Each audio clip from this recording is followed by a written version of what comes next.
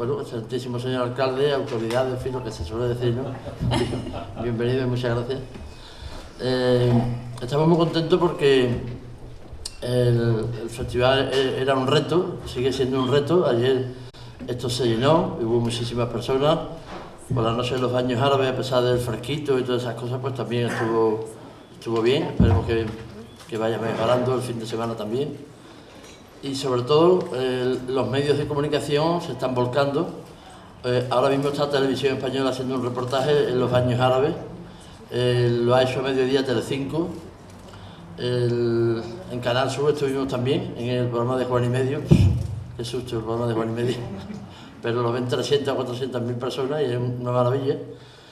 Y la verdad es que esperábamos esta respuesta de los medios, porque era una idea que sabíamos que iba a ilusionar a los medios y que iba a llamar la atención, ¿no? Y hoy vamos a tener una mesa redonda, una mesa que yo, no sé, es un compromiso, porque pocas mesas tienen tanta calidad como la de hoy, ¿no? Tenemos aquí a mi derecha a Cristina Jerez, que es la dueña de la Fundación Cristina Jerez. Yo creo que posiblemente la escuela de flamenco más importante del mundo. Buenas tardes, Cristina. Buenas tardes. ¿Estás de acuerdo que es la más importante del mundo? Pues yo no sé, no soy quien puede decir eso. Sí. El flamenco se aprende, como se aprenden otras muchas cosas.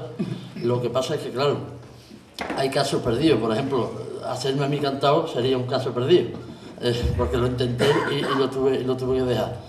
Pero hoy hay muchísimas escuelas de flamenco por todo el mundo, academias. Las había ya en el siglo XIX en Sevilla, los salones de baile donde bailaban Manuela Perea la Nena, Petra Cámara, la famosa Campanera. No dejaban de ser escuelas de flamenco de Manuel de la Barrera, Miguel de la Barrera, y donde los artistas iban a formarse, y eran verdaderas escuelas. Ahí nació realmente el flamenco en Sevilla. Los artistas profesionales como Silverio, Lorente, Perea del Puerto, todos cantaban y ahí empezó un poco.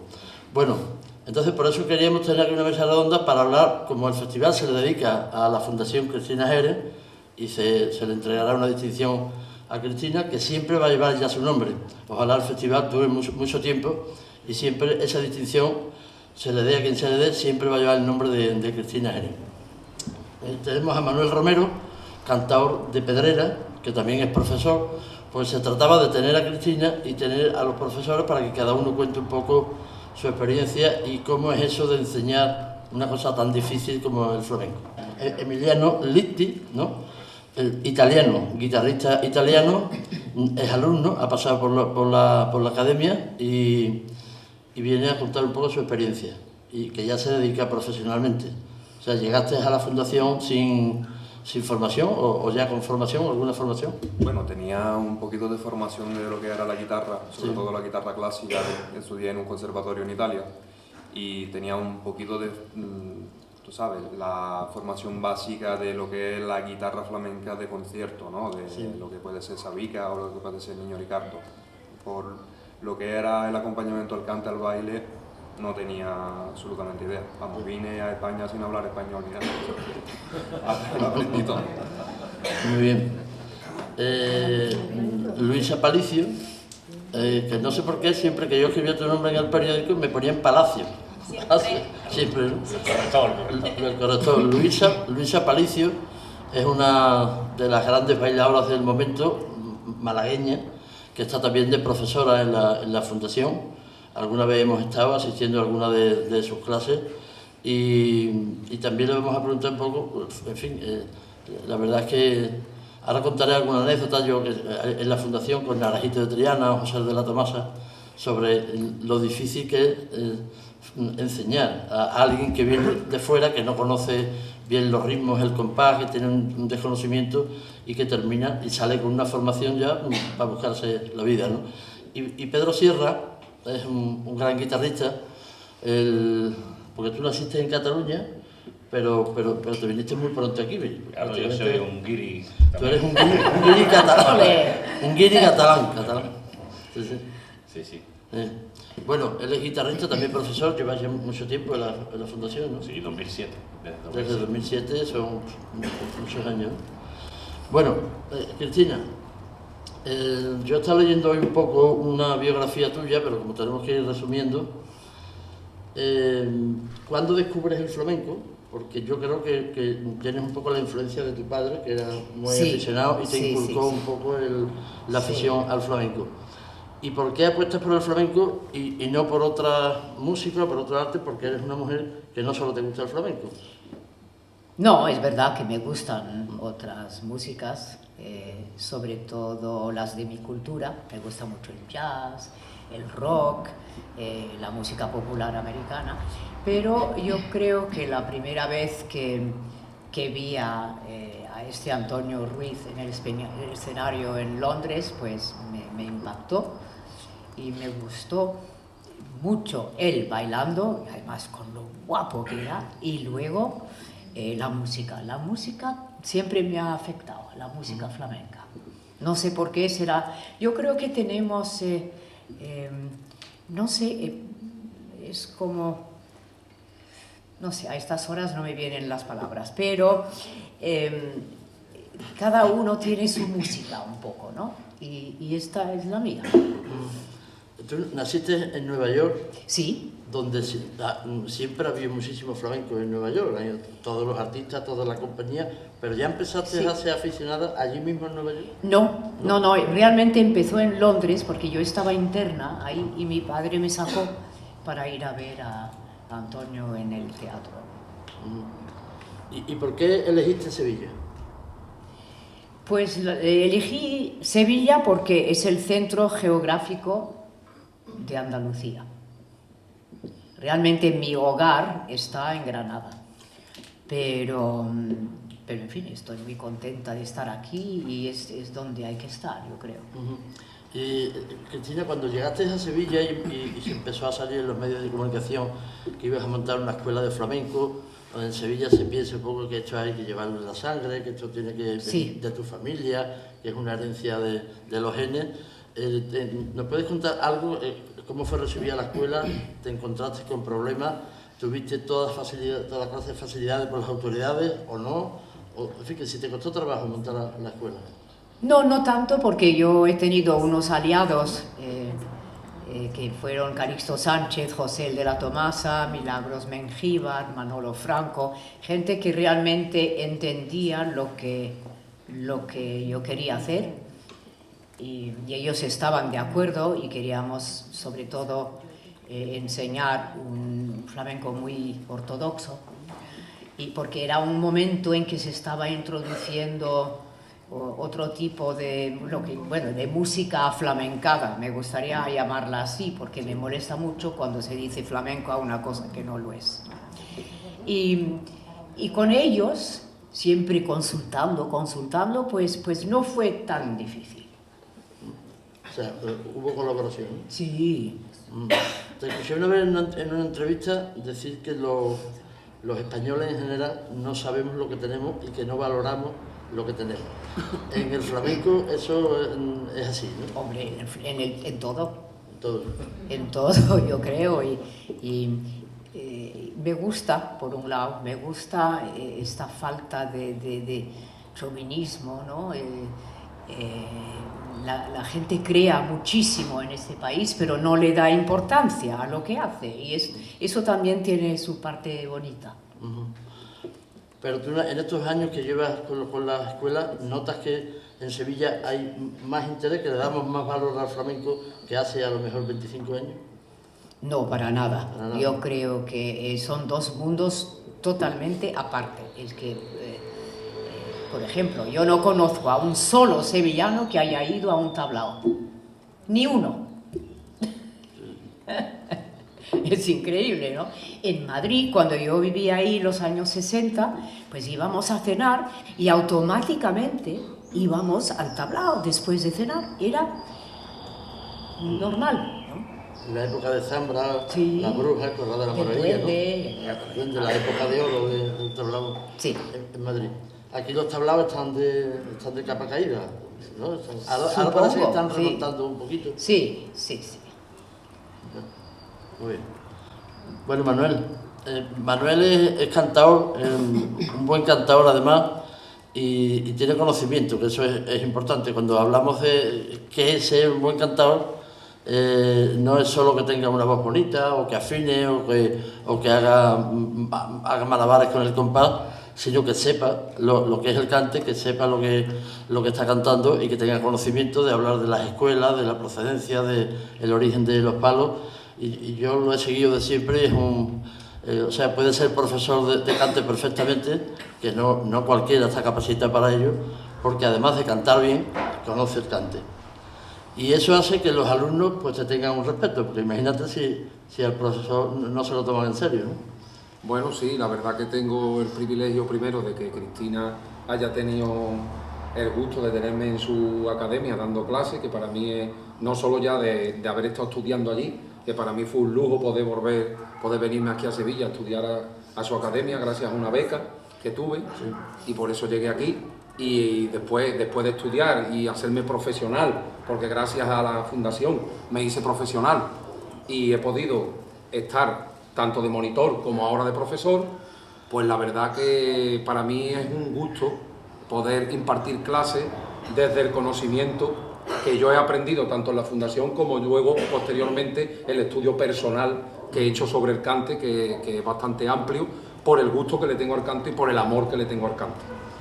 Y cuando llega por primera vez un alumno al que tú conoces por primera vez, ¿qué habla con él? ¿Qué pregunta le hace? ¿Qué condiciones crees tú? O sea, ¿cómo es ese proceso de que te presentan un alumno que viene a lo mejor de Finlandia o de Boyuyu, o sea, de aquí? Es igual. Y sí, porque aquí también en Andalucía hay gente que canta muy atravesado, ¿no? O sea, que después pensamos y decimos, hay que trabajar más con los de Finlandia, pero por aquí lo hay también durillo. Entonces, ¿cuáles son las cualidades que tú tienes que ver en un discípulo, en un alumno, para que haga su matrícula y se gaste un dinero, evidentemente? ¿Cuáles son las cualidades? Sí, bueno, lo primero que hacemos es hacerle como una prueba de nivel, ¿no? Para ver realmente, porque yo soy de la opinión que en realidad todo el mundo está capacitado para cantar desde el punto de vista de que, claro, a lo mejor no tiene las cualidades las mejores, pero bueno, todo es desarrollable, porque para eso está la técnica vocal, que tenemos muchas cosas en la fundación que nos pueden dar paso a poder llegar a ser cantador o a ser profesional de esto, ¿no? Lo primero es hacer una prueba de nivel para saber más o menos qué nivel tiene, y claro, pues nos tiene que cantar. Muchas veces llegan alumnos que no cantan nada de flamenco, y en este punto, pues claro, tenemos que intentar de ver a ver si tiene unas cualidades para poder estar dentro de la esta. Pero también es verdad que sobre todo el tener mucho amor al flamenco es muy importante, porque muchos llegan sin saber mucho, pero con muchas ganas. Y en este aspecto, por ejemplo, entro ya en lo que estabas diciendo antes, del de fuera o el de aquí. Muchas veces el de fuera viene con más intensidad que el de aquí mismo. Sí, claro. Y luego eso lo ves mucho también en el transcurrir de los días en la clase. Lo notas mucho, porque date cuenta que el trabajo que le cuesta también a la hora de pronunciar, a la hora de hacer a una persona de fuera, no es lo mismo que el de aquí. Aunque hay de todo, ¿no? Pero en este aspecto sí es verdad que lo primero que hacemos es eso, hacer una prueba de nivel, ver si conoce algo de flamenco, qué tipo de palos conoce del flamenco, si conoce los ritmos del flamenco, un poco así, ¿no? Ver un poquito un sondeo abierto, ¿no? Y es duro, Manuel, tener que decirle a un patoso que es imposible que aprenda, es duro decirle... No, eso no se dice. No se dice. Eso no se dice. No se le dice, dedícate a otra cosa, ¿no? No. Hombre, no se suele decir, la verdad, tan directo así no. Sí, pero a lo mejor le ayudaría a que equivoque su carrera. A lo mejor iría mejor de mecánico, no sé. Sí, puede ser que sí, pero en realidad yo te digo que nuestra opinión siempre es que todas las personas tienen el poder de por lo menos saber hacerlo. Luego ya llegar a profesional es otra cosa, pero saber distinguir, saber cantarlo, saber hacerlo, sí que es verdad que tenemos el deber de intentar de enseñarlo hasta el final y no desistir en esa opción, ¿no? Yo es que cuando yo quise ser cantador, con 18 años, y fui a un concurso en el Cerro del Águila, con Márquez el Zapatero, Rufo el Santiponce, Fernando Góngora, el Brujo de Huelva, y claro, estaba nerviosísimo. Yo me apunté para que un amigo mío se apuntara. Entonces yo canté con los ojos cerrados de la vergüenza que me daba. Y cuando abrí los ojos no se había ido todo el mundo. y había una persona nada más. Y le digo, menos mal que por lo menos usted es aficionado. Y dice, yo soy el dueño, estoy esperando que acabe para... Y entonces me arruinó la vida y ya no volví a cantar. ¿No? Por eso me metí a crítico, en venganza. En venganza. Bueno, Emiliano, Hola. ¿cuáles son tus referencias en la guitarra? ¿Quiénes son los maestros de los que tú has aprendido? Aparte en la escuela, pero no sé, si Montoya, Ricardo, Sabica... Hombre, evidentemente todo lo clásico, evidentemente hay que aprenderlo, eso es la base, por supuesto. Sobre todo por no tenerle un respeto a lo que este arte tan bonito que es el flamenco. En verdad luego estudiar lo clásico es muy interesante porque puedes, según mi opinión, siendo de otro país y habiendo tenido otra formación, habiendo escuchado otra música, ya sabiendo los códigos tradicionales, pues ya puedes ir mezclando un poquito, ¿no? Lo que es tu recorrido por el mundo, ¿no? ¿Tú crees, Emiliano, que los de fuera tienen que demostrar más cosas que los de dentro para ser tenidos en cuenta a la hora de entrar en un tablao, en la Bienal de Flamenco, en un festival? Bueno, no sé si antiguamente pasaba, hoy en día en verdad no es algo más normal. Sí que sé de gente que lleva muchos años aquí viviendo, que vamos, otros extranjeros igual que yo, pero que me han llegado hace 20 años, por ejemplo, y sí me cuentan que antiguamente eran mucho más cerrados, ¿no? Era más, incluso, ¿no? Llamaba un poco la atención, decir, o sea, un italiano, por ejemplo, que viene a estudiar la guitarra flamenca, hoy es algo casi normal, ¿no? ¿Y tú crees que es imprescindible pasar por una escuela como la Fundación Cristina Jerez o siendo un autodidacta se puede llegar a ser una gran figura de la guitarra? ¿O ahora, tal como está entendido el flamenco, es casi imprescindible tener esa formación?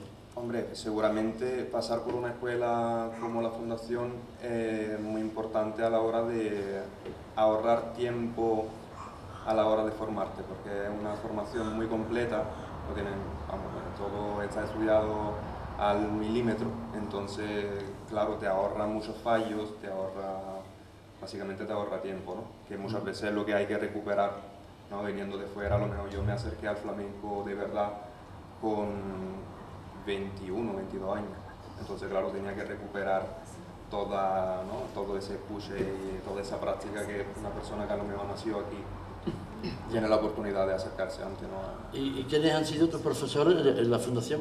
En la Fundación, bueno, muchísimos, Paco Cortés, Niño de Pura, Maestro Pedro Sierra, Pedro Barragán, han sido varios. Ya después fuera estudié con Miguel Pérez, por ejemplo, otro guitarrista sevillano. ¿Y ahora vives de la guitarra o todavía no? Bueno, sí, ahí vamos. Ahí Aprendió rápido. Poquito a poco. Está la cosa mala. Está la cosa. No, en verdad, lo que digo siempre, no me puedo quejar. Oye, ¿y qué te parece que en Palomares, en un pueblo donde además no aquí gusta el arte, pero no es un pueblo, digamos, etiquetado como flamenco, ¿no? Que hayamos tenido esta iniciativa porque no había ningún festival en el mundo dedicado a las personas de fuera. Como joven guitarrista italiano, ¿te parece que puede tener futuro? Hombre, por supuesto, Sí, ¿no? por supuesto, claro que sí. Muy bien, que eso nos anima bastante, porque está la cosa... Está la cosa mala, ¿no? Nos están dando un poquito No. con el nombre también, sí. Con el ¿Ah, nombre. sí? Sí. Bueno. Bueno, Hombre, el nombre atrevido, pero muy bonito, ¿no? sí, es atrevido, sí. Pero, es verdad que lo de guiri hace 2 siglos era peyorativo, tenía unas connotaciones peyorativas, pero ya eso cambió. Y entonces, ahora ya si te vas al diccionario, pues viene lo que es un guiri, y los flamencos siempre hablan desde el cariño y desde el respeto, ¿no? No hay, en fin, pero ya no lo vamos a cambiar, porque el nombre es precisamente lo que más ha impactado, lo que más ha impactado. Luisa, tú eres bailadora de Málaga. ¿Y tú crees que en Málaga hay una escuela, una manera de bailar? De allí, bueno, hay bailadoras como La Cuenca y un montón de bailadoras más, bailadores. ¿Pero hay una escuela en Málaga de baile? Pues creo que la hubo, que es verdad que sí que hubo un estilo muy marcado en esta época de bailadora, pero es cierto, y con todo el dolor de mi corazón, que hubo una época en Málaga en la que el flamenco prácticamente se perdió porque no había ofertas de tablao, ni había... Entonces es verdad que hay una generación muy grande de artistas y compañeros que realmente tuvimos que salir de allí porque es que no había realmente nada. Entonces, es verdad que esa base que había y esa línea que había de baile malagueño se ha fusionado mucho. Tengo muchos compañeros que fueron para Granada, otros que se vinieron también para Sevilla, y al final pues todo lo que se fusiona se acaba perdiendo, y creo que esa línea de baile de esa época que dices está un poquito Sí, perdida. Claro, y tú eres malagueña, pero ya eres de la escuela sevillana, porque además aprendiste de una de las grandes profesoras como es Milagros Mengíbar, y tú sí puedes decir que efectivamente las enseñanzas de una maestra pueden dar como resultado a una gran bailadora como eres tú, ¿no? O sea que la has vivido primero tu periodo de aprendizaje con una gran maestra, Sí. en la fundación también, ¿no? Sí. Y al final ya de profesora, porque ya Milagros no está, ¿no? No está. Yo es verdad que llegué a la fundación muy jovencita, llegué en el 2000 y llegué un poco como Manuel, llegué a través de un concurso en el que me presenté, me dieron la beca, me formé allí básicamente, aunque yo ya venía bailando de Málaga, pero mi formación profesional ha sido allí.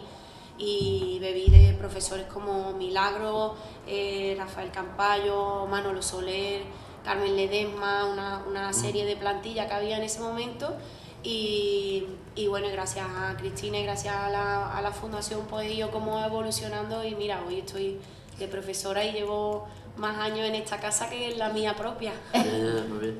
Y la misma pregunta que Manuel, cuando llega una bailadora joven y tú tienes que ver si hay posibilidades, porque no se trata de hacer caja, sino si le veo posibilidades, merece la pena apostar por ese discípulo, por esa discípula, y ¿qué tienes que ver en ella? Pues yo creo que una cosa muy importante en lo que nosotros hacemos es la disciplina, porque hay muchos alumnos que vienen con muy buenas cualidades, ya sean de fuera o sean de aquí, que vienen con muchas cualidades, pero se creen que esto es, voy, echo un ratito, me voy a mi casa y ya soy profesional. Sí. Y creo que el flamenco, las tres especialidades, tanto en cante, en guitarra como el baile, requiere mucha dedicación, requiere mucho esfuerzo, mucho estudio, y creo que eso es lo principal, tener disciplina y ser consciente de que esto es una profesión, que es una carrera. Sí. Y que o te formas a tope o vienen 30 por detrás empujándote. Y cuando llega una bailadora o un bailador que ha aprendido en su familia, en su casa, en la calle, en la peña, y a lo mejor ha adquirido unos defectos y unas cosas, ¿eso cuesta trabajo quitarlo, más que empezar de cero? Sí que cuesta. Sí, ¿no? Hay veces que cuesta más trabajo una persona que viene ya, como tú dices, ya con una personalidad marcada, sí, y con una serie de formas que tiene ya naturales, interiorizadas, que cuesta mucho trabajo modificarlas, la verdad que sí. ¿Hay algunas bailadoras o bailadores jóvenes que ya sean profesionales, que hayan pasado por ti, que hayan pasado por tus clases? Pues sí, son nuevas generaciones, evidentemente, pero bueno, está Lucía Labronce, que es una chica que ha llegado este año al Premio Nacional de Córdoba, Juan Tomás de la Tumolía, Alberto Sellé, María José Gómez de Écija también. Hay muchos compañeros que es verdad que han estado como más o menos en la misma generación que yo, pero he tenido la suerte de poder poner mi granito de arena, ¿no? Y eso para mí también es un orgullo. ¿Y tienen cosas tuyas? Cuando tú vas a ver un teatro, ves que han aprendido de ti, que tienen que te imitan, porque yo recuerdo una época de Matilde Coral que eran matilditas todas. Casi todas se parecían bailando la generación, bueno, no vamos a dar nombres, pero en fin. Pero eso ha cambiado o sigue siendo así, porque saliendo de la academia se notaba perfectamente que venían de Enrique el Cojo o de Matilde Coral. Es verdad que hoy en día está más fácil, más asequible poder estudiar con varios maestros, y los alumnos van creando su propia personalidad en base a eso, y creo que eso es algo muy positivo, pero bueno, sí que me enorgullece que ya es verdad que las alumnas que estudian, por ejemplo, la bata o el mantón conmigo, luego cuando bailan en el escenario y las ven, ya hay gente que evidentemente sí conoce mi forma de bailar, pues ya ven que han estudiado conmigo, ¿no? Y eso para mí pues es algo que es muy, muy satisfactorio, la verdad. ¿Y la Fundación Cristina Jerez tiene un sello? O sea, cuando vamos a un festival, sabemos que viene de esa escuela, podemos hablar de un sello, lo mismo que ocurría antes en las academias antiguas de Sevilla. Sí, o sea, yo creo que ¿se sí. nota que vienen de allí? Sí. Yo creo que sí, que la Fundación ha seguido como su línea de, como bien ha dicho yo, aprendí de Milagro. Milagro era como el eje de la escuela sevillana, ¿no? Y el eje del baile que se enseñaba en la Fundación. Hoy tengo la suerte de seguirlo yo y creo que es algo por lo que en el área de baile hay mucha gente que viene a estudiarlo ahí, a formarse en la escuela sevillana, en los complementos, en esa línea, y yo creo que sí que se nota. Muy bien. Y bueno, Pedro, a mí no me gusta elogiar mucho así en público a los artistas porque puede parecer que es porque da bien, ¿no? Pero Pedro es uno de los grandes guitarristas del flamenco, y yo he visto como, por ejemplo, Paco de Lucía le decía en un acto, en una entrega del premio Niña de los Peines, que había escuchado tu disco y que había disfrutado muchísimo, y tú casi te caes al suelo. Te lo dijera eso, Paco. Él vino, yo recuerdo, porque estaba en la radio, y vino en la radio con la Tobala, su mujer, que es cantadora, y de eso hace ya por lo menos 30 años, ¿no? Muy jovencito. 33. O 33, 33 años. Muy jovencito, con muchos sueños, y esos sueños se han hecho realidad, unos sí, otros no, supongo, pero casi todos, ¿no? Con crece. Con creces. Con crece. Se han superado las expectativas. Uno no debe de exigir más de la vida de lo que recibe. Bien. Debe de contentarse con lo que tiene. Y en nuestro caso, hemos tocado techo y no lo hemos superado. Porque muchas veces el éxito no se mide en la fama, se mide en otras cosas. En el respeto entre los artistas, el respeto como persona. Para mí eso es primordial antes de otro. Tú las acompañabas a casi todas las figuras de los últimos 35 o 40 años, casi todas, ¿no? Está feo que lo diga, pero es que no me caben en el currículum ya. Has trabajado con muchísima gente, Con cantadores casi todos, menos con Camarón. Camarón. Que por cierto no le toqué, ¿te acuerdas? Esa noche que estábamos juntos en un homenaje al Beni de Cádiz, y no le toqué por vergüenza. ¿Te daba? ¿Sí? Porque me dio mucha vergüenza. Ajá. Porque creo que estaba Brenes de guitarrista y él necesitaba otro guitarrista, pero yo no quise dar el paso, me da mucha vergüenza. Pero puedo decir que a los cantadores le he tocado a todos. A todos, ¿no? Con 11 años le toqué a Chocolate, a Sordera, o sea que a partir de ahí, con Lebrijano, es que con todo, es que puedo decir que casi con todo, y bailadores, la mejor época. A todos. Manuel Carrasco, Farruco, Mario Maya, es que no me puedo quejar. Por eso te digo que con creces.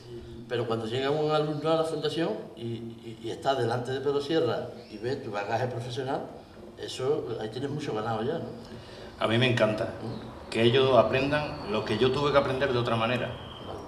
Porque lo que sí es verdad, que la Fundación Cristina Jerez es la pionera.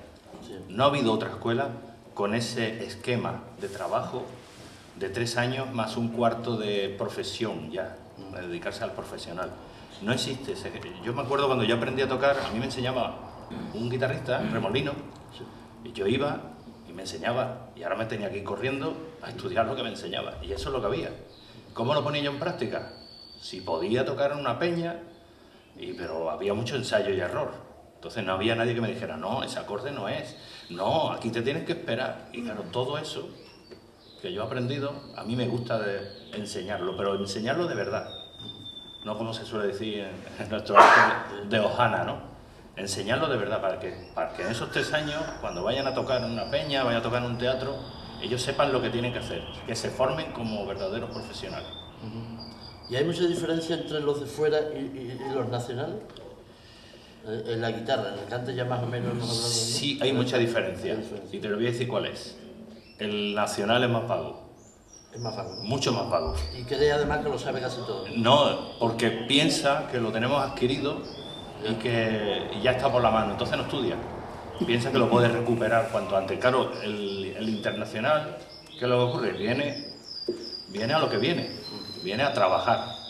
Entonces es muy constante, muy exhaustivo y la verdad es que nos volcamos. Aunque antes se ha dicho también, a veces ves a algún alumno que ves tú claramente que no va a ser profesional, pero esa es su ilusión. Él ha venido, lo ha dejado todo.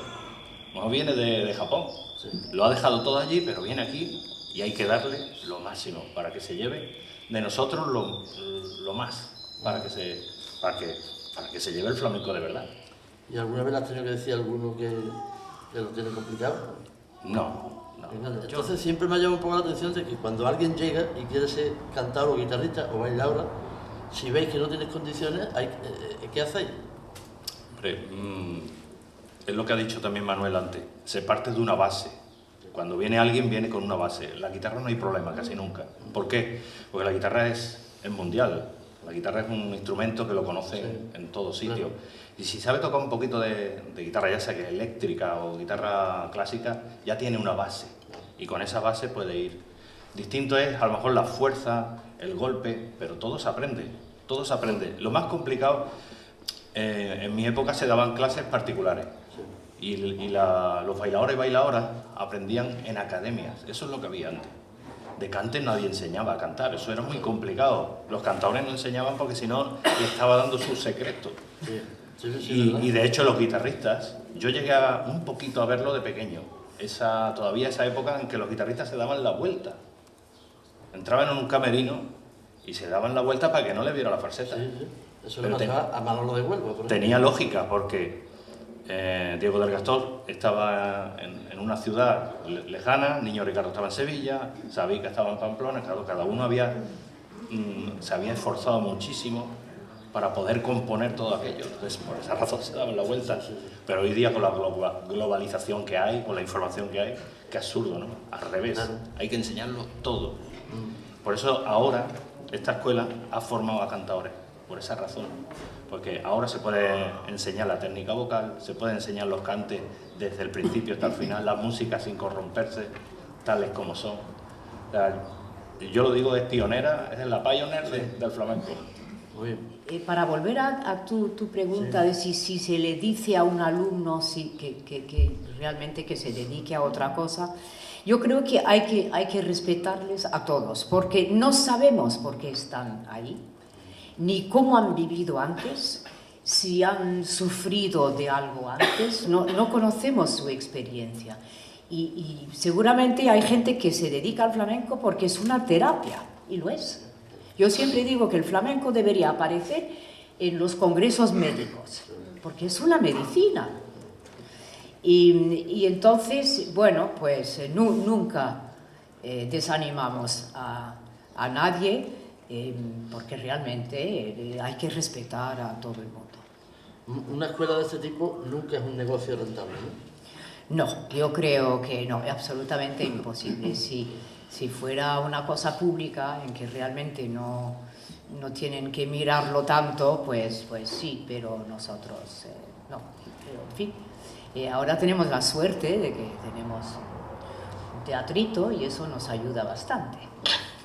Sí, que hay espectáculos donde la gente paga una entrada y eso ayuda a la financiación. Sí, cubre muchos gastos.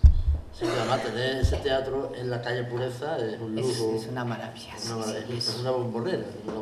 Sí, es una bombonera, también es aula, porque aula de teórica, por ejemplo. Esto es otra cosa, es que yo siempre desde el principio con Calixto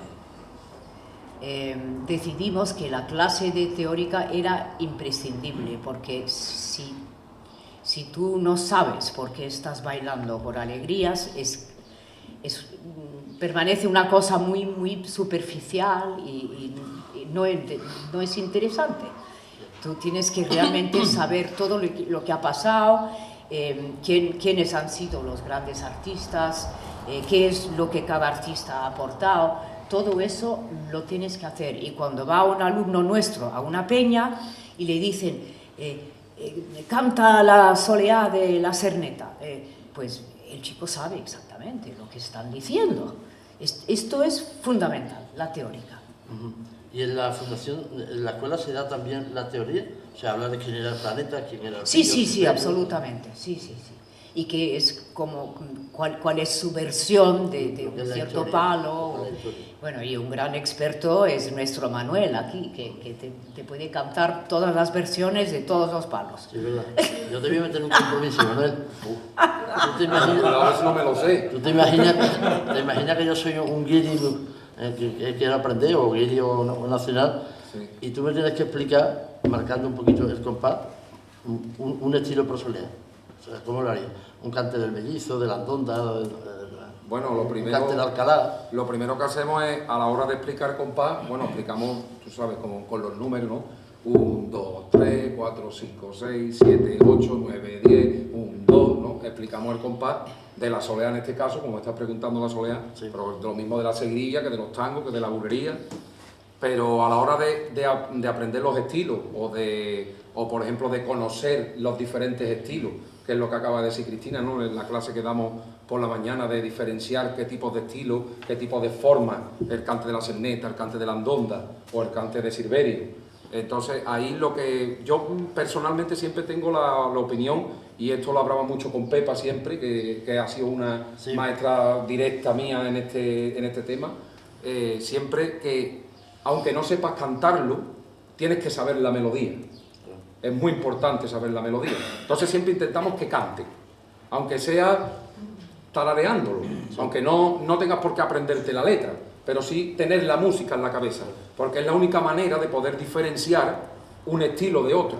Esa es la única fórmula. Y luego damos ciertos matices que tiene el cante, que tú bien lo sabes también, para diferenciar, por ejemplo, un estilo de la serneta con un estilo de Joaquín el de la Paula de Alcalá, por ejemplo, ¿no? Que muchas veces lo hablo con Pedro, ¿no? Sí. Decimos, pues si este cante tiene matices de este, nos podemos ayudar de este tercio, porque este tercio nos ayuda para diferenciarlo con el otro estilo, ¿no? Entonces siempre intentamos de hacer ese tipo de cosas, intentamos de hacer que canten, tanto si es bailadora, porque yo tengo en esa clase, tengo bailadores, tengo guitarristas y tengo cantadores. Entonces ahí les hago cantar a todos, Sí. todos, cantamos a coro además. Y tienes que ver a las 9 de la mañana, toda la gente cantando a coro un estilo de la serneta, por ejemplo, de soleá, o una seguirilla del marrurro, ¿no? Que siempre, normalmente cuando empezamos el curso, pues empezamos un poco con los fandangos de Huelva, empezamos con el origen más folclórico, y a través de ahí vamos llegando un poco más al origen más profundo del flamenco, ya de lo que es, por ejemplo, ahora ya estamos dando, ya hemos pasado de la soleá, ahora estamos con la bulería por soleá, vamos a entrar en la seguirilla, y siempre vamos en ese camino, ¿no? Y siempre, yo hablo siempre de los puntos principales del cante, ¿no? Porque luego tú sabes que un tercio de la serneta empieza en este tono y termina en este, pero lo que hay en medio siempre es la aportación personal del cantador. Entonces ahí es donde no nos podemos perder. Tenemos que saber de qué base partimos, de dónde vamos hasta dónde llegamos. Y ahí es donde ya realmente nos quedamos con el cante pelado, como yo digo, ¿no? Muy bien. No te vas a escapar. Tienes que hacer un cantecito de Alcalá, por ejemplo. Venga, vale, En ya compás, me y en compás. lo explicas cantando para que la gente vea cómo... Bueno. Tú se lo haría a un alumno, ¿eh? Bueno, yo cuando cojo un alumno y le explico el cante de Alcalá, por ejemplo, el cante de Joaquín el de la Paula, pues le explico primero lo que es el primer tercio, primero cómo se cuadra el primer tercio, y el segundo, que va al unísono va ligado y que cada fraseo va en un compás. Ajá. Entonces le explico, por ejemplo, ay, ¿a quién le contaré yo la fatiguita que a mí me he pasado? Por ejemplo, cuando hago eso, pues le explico, mira, cuando hago ¿a quién le? 1, 2, 3, ahí te tienes que parar. ¿A quién le contaré yo? Luego viene el melisma, la escala, que tienes que ligarlo con la segunda parte del cante, ¿no?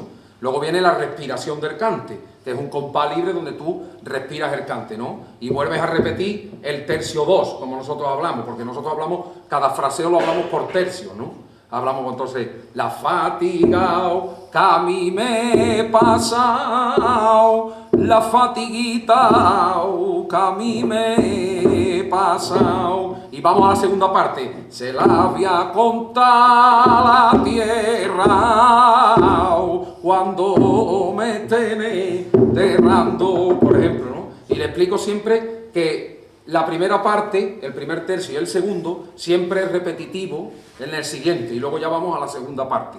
Siempre le explico un poco así. Aunque el cante de Alcalá es bastante repetitivo en ese aspecto, porque siempre va repitiendo prácticamente la misma melodía. Y también le explico mucho cuando estamos dando, por ejemplo, el cante de Alcalá, que ese cante es el cante matriz real de lo posteriormente lo que viene detrás del cante de Alcalá, ¿no? Y todo eso lo hace a las 9 de la mañana y sin una copita de aguardiente. Una copita de aguardiente ni nada, fíjate. Muchas veces no me comí ni una tostada. Bueno, pues ya tenemos que ir pensando en despedirnos, Cristina. Te agradezco muchísimo que hayas estado aquí, que hayas visitado Palomares. Gracias a ti, Manuel, siempre. Y aquí tienes, el alcalde ya te lo ha ofrecido, ¿no? Aquí tienes, Qué bueno. aquí tienes tu casa. Gracias. Y muchas gracias, Manuel, Emiliano. Gracias a ti siempre. Pedro y ahora tenemos en los años árabes un espectáculo. Le pedimos que los alumnos de la fundación vinieran y dieran un espectáculo que yo mismo le puse el título de Sueños, porque son jóvenes que sean de fuera o de aquí, que van a la fundación con el sueño de dedicarse al cante, al baile y al toque. Entonces los mismos vienen de fuera que de aquí también, hay unos sevillanos, y esta noche vamos a disfrutar en un marco muy bonito, como en los años árabes, de la ilusión de los jóvenes que se están formando y que quieren vivir, que eso es importante. Eso no ocurría cuando venían en el siglo XIX los extranjeros, no venían a hacerse profesionales del flamenco, venían a disfrutar, los viajeros románticos, pero ahora vienen a formarse. Algunos ponen después una academia en su país, claro, y ganan muchísimo dinero. Tengo una amiga en Brasilia que viene, da un curso, se gasta 5 o 6 mil euros, o 2 cursos, pero después tiene 250 alumnos en su academia. O sea que vienen también con mentalidad de negocio. Bueno, la verdad es que tendríamos que preguntar estas cosas cada vez que vienen, ¿no? Y yo no sé si se hace porque, porque muchas veces yo no lo veo. Yo creo que sí, es lógico que guste mucho el baile porque que es lo más vistoso. El baile flamenco es que es muy vistoso, con este temperamento tan original, no se parece a nada, es normal. Pero en Estados Unidos gusta mucho la guitarra, porque estamos muy acostumbrados a escuchar música en Estados Unidos, y entonces aunque no se sepa nada del flamenco, se aprecia el flamenco. Y sobre todo la guitarra. Curioso, ¿eh? ¿Y respecto a lo de Sevilla? Y de Sevilla, bueno, pues yo supongo que sí, que es maravilloso saber que vas a estar en Sevilla, ¿no? Es muy agradable, pero mucha gente va a estudiar a Jerez o a Granada o a otros sitios, pero en fin, bueno, sí, a lo mejor ven Sevilla como el centro, ¿no? Que probablemente lo sea, además. Sí, es como si quieres aprender ya y vas a Chicago, ¿no? Hombre, claro, sí. Por el guitarrista que actuó ayer en la jornada inaugural de Dirijondo, Bajab Dabtian, ha sido alumno de Pedro Sierra, ha sido compañero de Emiliano. ¿Qué podéis contarnos de ese pedazo de guitarrista que vimos ayer en Palomares? Baja. Sí, Baján. Bueno. Baján es muy curioso porque cuando llegó tocando la guitarra que nos dejó embelesados. Se sabía Paco de Lucía de memoria. Pero no, sí, era impresionante cuando llegó el primer día, pero no tenía ni idea de lo que era una soleá. Es curioso, era una cosa era inverosímil. Y al tiempo, el primer año para él fue desastroso, porque se hizo muy torpe, porque claro, le cambiamos todo su esquema, todo su cerebro se zarandeó. Pues sin embargo, fue aprendiendo, es un chico muy humilde, que siempre está ahí, siempre trabajando de monitor, de auxiliar, y si la habéis escuchado tocar, ya veis cómo toca. Sí. Parece que no podemos decir que es guiri, es universal, es que esto ya es universal, ya no podemos decir que... Claro. Ya no hay puertas, así que cualquiera puede aprender. Muy bien. Pues muchas gracias.